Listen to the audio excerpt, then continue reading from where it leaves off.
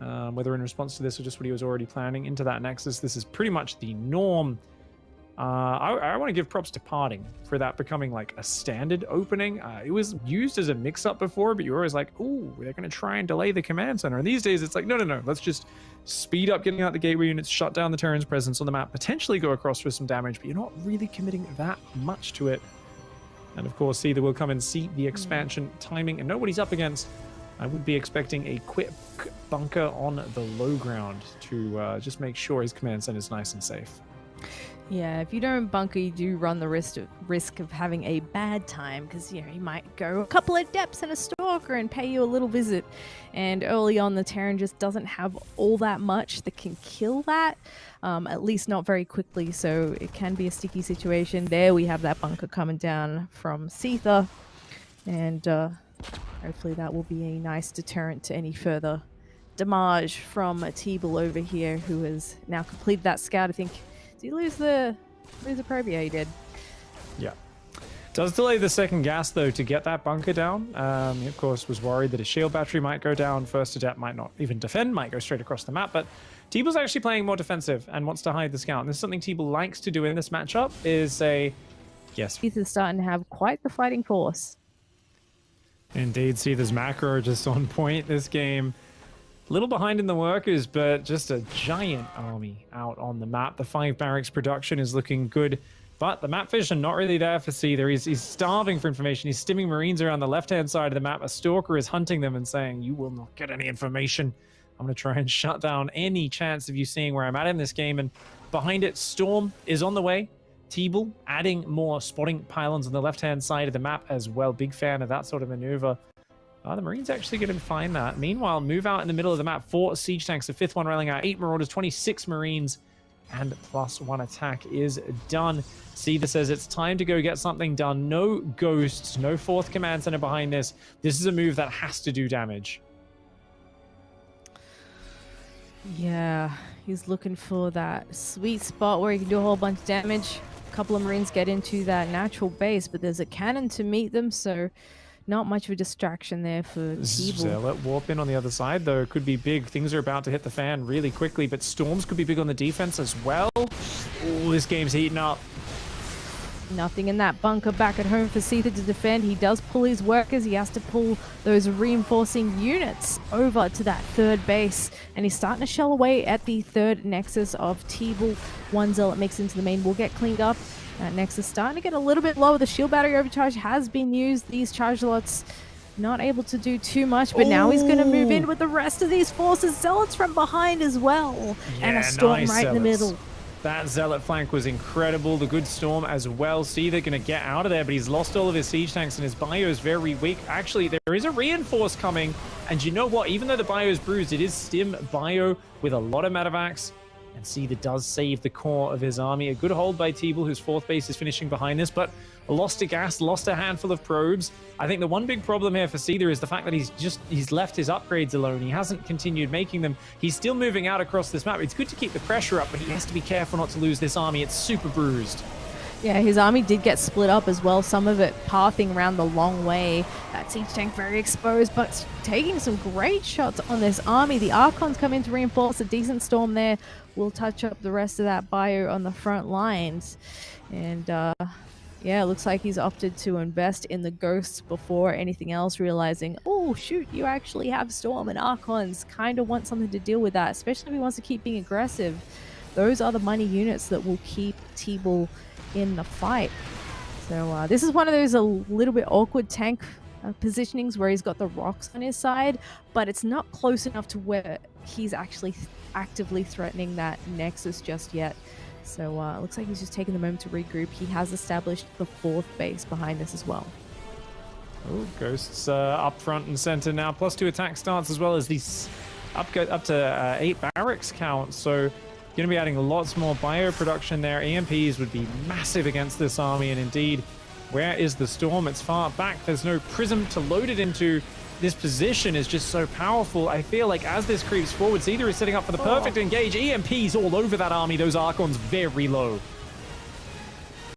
This is getting a little bit spicy for Teebul to handle. He pulls all the probes off that fourth base, trying to run them away. In fact, puts them in with the army for a second there. Storm dodged by Seither, and he is going to take out that Nexus. Only a little bit of energy left on maybe 1 or 2 Templar here for an extra Storm. He's looking for that Storm with that 1 Templar too. Look at him. Not the best Storm. And Seither's going to back up. He could swing back around the north now and try and pressure that position again. Definitely could. He's gonna already have a snipe on the 4th, and I think at this point Teebul really needed to escalate the Zealot run by us, because the problem is if Seither's able to just siege his tanks and spread out before a fight, it's just not going to work. You need to create some chaos with this sort of army composition so he walks into your storms, but it feels like the way Seither's using this map is so excellent, and good pullback by Teebul. You do not want to go down that ramp. 4 siege tanks to the right, Libs there, the Ghost Marauders taking things down. And there's a giant economy behind this as well. Seither's playing super solid Terran versus Protoss, and feels like Teebul's just kind of running out of steam at this point. I really thought after that first tank push hold, he was in an okay spot, but it feels like the follow-ups here for Seither and the ability to get most of his bio out. Every time a fight looks like it's about to go in Teebul's favor, the bio just stutters way too far back, and he can't catch it. He can't close the distance. Well, he's going to come in from 2 angles here. Most of the army coming in from behind where the tanks are. A Disruptor in tow. The Immortals there as well, trying to chunk away this army. But attacking up a ramp is not going so hot for him. A lot of bio left over on the front as well, microing against the Zealots. But he has just enough left to continue this forward momentum. And that is it. Seither taking game number 1 on Romanticide. The globe fighting here in StarCraft, and it's an engineering bay, a gas first opening for Seither. This one's been all over the ladder. Beyond, I think, was the one who really popularized this one. He had a great group stage in the GSL with the engineering bay opening, and yeah, nice block. Now, how does Teebul choose to respond? I don't think this puts the Protoss massively behind. It's just, hey, I'm going to mess your opening up. I'm going to take momentum away from you. And I haven't really seen Protoss players counter with crazy aggression, but I really think there are some opportunities to. I've seen some Terran players, TY included, who's really the trendsetter and the guy who everyone is copying in this matchup from the Terran side. Ooh, just pulls off before. That eBay says 25 out of 25, by the way, if I hover my mouse over the progress bar. So see the defying the law of physics there and timing. But yeah, I think a lot of Terrans are going super duper crazy with their follow-up, and I actually love this from Teebul, just saying, you know what, if I steal your gas, I'm limiting your options. You might normally go expand. You might take the second gas, you might not. It's always hard to tell, but if I just gas steal, I limit the opportunities, the possibilities. I can narrow it down to a much smaller set. And since we see Zealot Adept, it feels to me like we're going to be seeing a Stargate. Yeah. I guess another nice thing about the NG block here is not only delaying that Nexus, but you don't have that first Adept marching straight across the map towards you as well with those core first builds. And Seither is going to head towards his own CC on the high ground there as he continues to pick away at that gas steal. Does now cancel that NG Bay as well. So fight on both sides. These Adepts going in, but actually Teebul's bleeding out a lot of units, is not killing a lot of SCVs, disrupts Seither, but gives up every single bit of utility that he has for it, and that's really unfortunate. Teebul right now has 2 Stalkers and a Phoenix. He's trying to make a double forge, and Blink is going to go into that mass blink charge style from here. It does have a small worker lead, but I'm kind of like taking stock and going, is it okay? Are you all right after that as the Protoss? I don't know. I think with the 3rd command center there, these mules dropping, it feels to me like Seither's still going to have a really scary bio army. yeah, absolutely. I mean, Teebul heading into his own 3rd Nexus is good as well. He can really pump that economy. But if you look at the units and resources lost, I feel like that definitely stings a bit more for Teebul. I do like that he's continuing to try and be a little bit more aggressive here. Having those units postured out on the map, he doesn't have to commit or anything, but he can just keep poking, snipe off anything he can, and try and get a little bit more return for these units. It looks like Seither is going to be moving out here a little bit to take that 3rd base. Oh gosh, be careful with those Stalkers. Good micro with the Cyclone. That Cyclone, the ultimate bait there. Stalker bait. And yeah, that episode of To Catch a Stalker, the Cyclone comes out on top. It does take down a few of them, and That's really good because Teebul, I mean, just the units lost is really bad for him. He's just got so few units out of the map. And the Terran army is growing.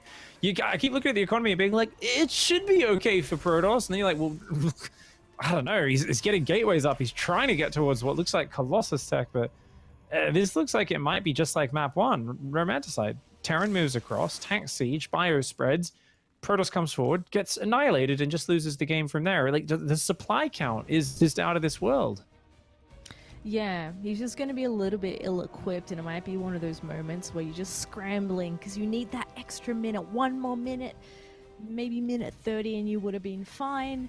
That's what happens in these situations where you just lose a little bit too much in the early game there. And, you know, Seither lost a medevac. Yeah, that's not ideal, but in comparison to what Teebul lost, it's bit painful. Nice use of this Viking as well.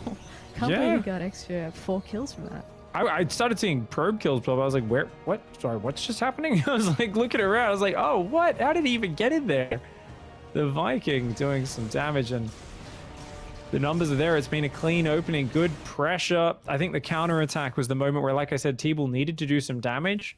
I only got 4 SCVs and lost every single bit of his units. And because of that, he's just massively outgunned. He needs a miraculous hold of force field, or that choke would change everything, but he's not quite there.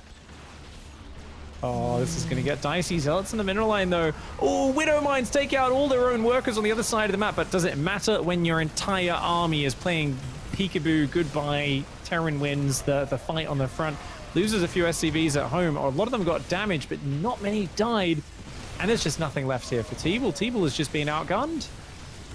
Yeah, the 1 Colossus and 1 Immortal is really all he has to hold with here, but this is a nicely spread army. There's a fair bit of splash.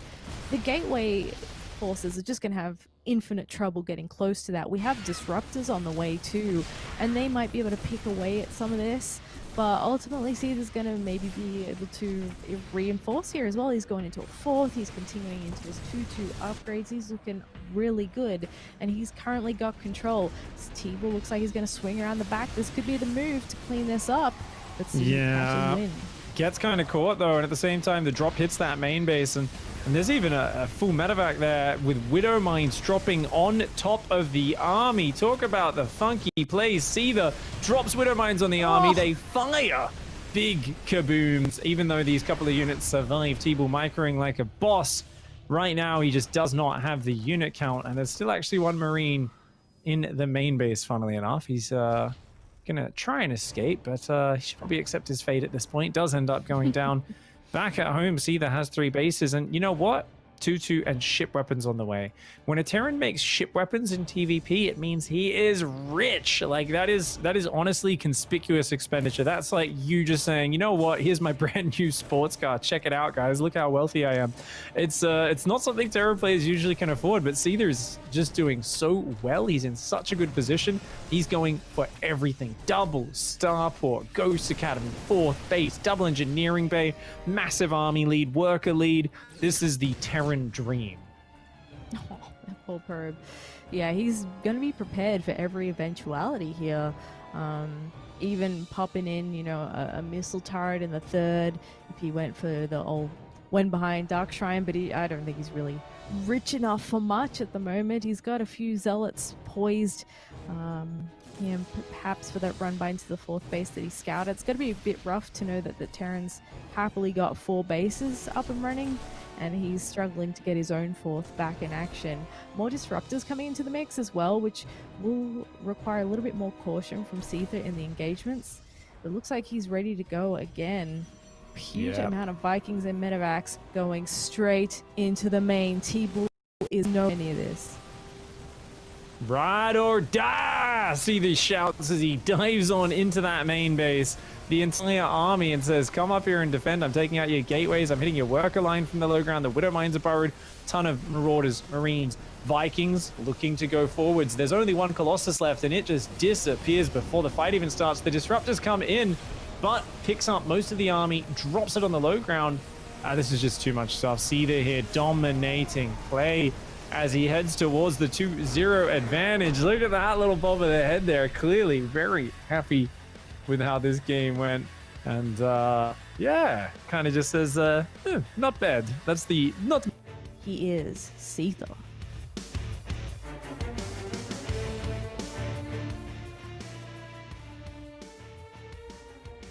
And down here in the bottom left-hand side, he's going to have to dig deep here.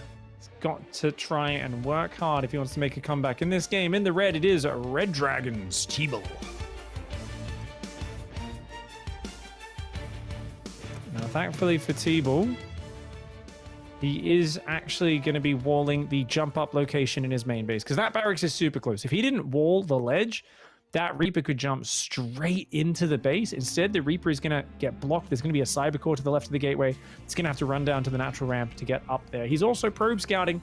So Teebul, when he sees no barracks, is going to want to very quickly put down a pylon, a cyber core, sorry, make a zealot, and use that to defend while getting his nexus up. And there's a few different approaches from here.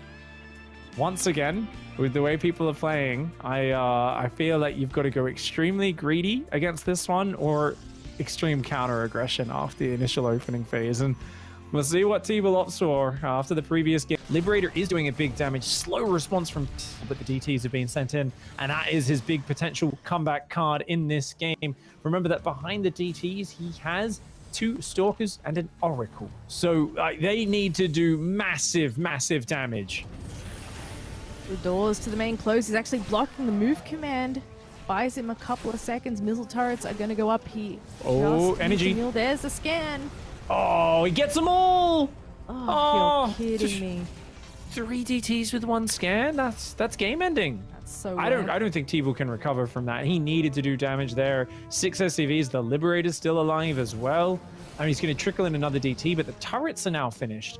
And, I mean, there is nothing behind this charge. Colossus, baby. I mean, this is a textbook clean sweep of a series. And Seither, he's just clearly outclassed the opposition in this game. Yeah, it's really gone from bad to worse for him here, hasn't it? Teebul hasn't really had an opportunity to strut his stuff. He's not finding a way to even make a comeback. And Liberator has returned for a couple more kills. Oh boy, gets 3 so far. Can always dip over to this third base as well. Teebul only has a couple of Stalkers, so he doesn't have a whole lot that can even deflect this to begin with. Yeah, Liberator now bouncing around, being as annoying as it possibly can. Watching a Sentry fight a Liberator, one of the most comical things. It's like throwing a toddler at a 400-pound wrestler. It's just kind of unfair. The Liberator just kind of laughs, walks away. This DT unable to do anything against the move out. Oh, the Liberator even going to siege on a Stalker. Oh, my lord. Oh, no. Stalker, run. Oh, no. I just feel kind of bad, honestly. It's just... He's got so much to think about. Now there's this big force coming across the map. He's trying to use DTs to tag some of these units. I don't think there's a scan available, but... Oh, okay, gets a tank. That's better than nothing. Well, this has really been the Bizarro World season, hasn't it, Zeph? We've seen both Teebul and Razorblader playing from the UK come out, of course, representing Pakistan, and just playing great. You know, they looked amazing. People were like, really? I mean, surely they're not going to do that well. The latency and so on, it's going to be rough, playing cross-server, all this sort of stuff. You know, they're not used to the meta in the region. They came out in this season, they looked amazing, both of them, but so far we are seeing both of them come into the stiffer opposition now in the final bracket with the top 4 players, and it's just a different story. It's a different game plan. We can see the level of preparation, the execution from these players is on another level, and it really does look like our second 3-0 in a row is going to be here. The DT actually takes out a few tanks. The Disruptor comes in and takes out 5 of his own Zealots. I mean, it was always going to be a long shot, but that's always just an even more painful way for things to go down. The Australian Terran looking real good here. The DT's being a bit of a bother, but you know what? He's just going to build a missile turret here on the front lines. Maybe even 2 just to help out with that, because he doesn't have unlimited scans, unfortunately. But this is curtains for Teebul. He's desperately holding on here. He doesn't want to go into that lower bracket. GG, well played does come out, and Seither with a big smile and a 3-0 will keep